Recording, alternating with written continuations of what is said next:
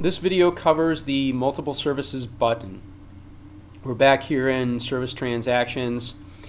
Under add services, there are two buttons: multiple services, which is what this video is covering. Next to that is add need service, which you've seen in all of the previous videos. An add need service is used by caseworkers for intensive case management, social work.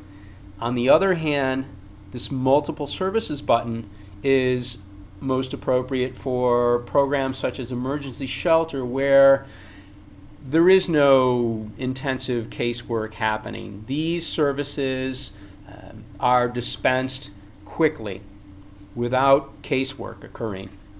Let's see what this multiple services button does. Click on it.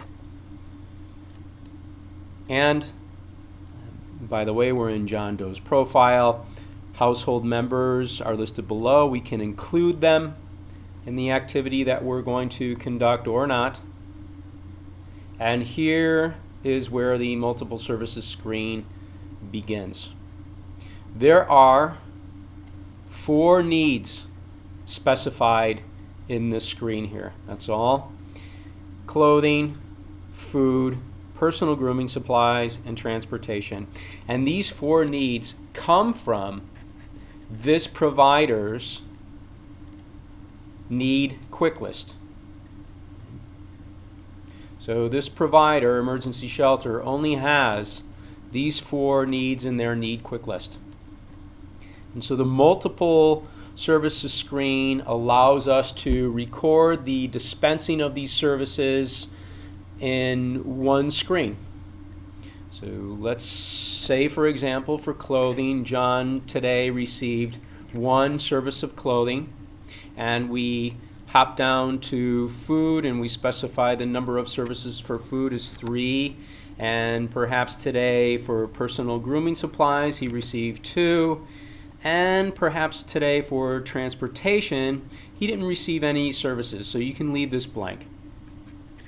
Notice there's nowhere in this area to specify a referral. The start date and the end date. Your emergency shelter type program probably doesn't care how long it took to dispense these services, so you can leave the default. If you do want to record how long, of course you can change the time here. And we have at the bottom of each of these the need, status, and outcome. Again, it's going to be on your agency's preference whether you want to specify that the status was closed and the outcome was fully met. We could, for example, for reporting purposes, just assume that if you specify a value here other than blank, that you have provided the service and the need has been fully met. So we'll press save and exit. We'll go back to service transactions subtab, and here we have it. Here's the 1 need for clothing and the 1 service that we recorded.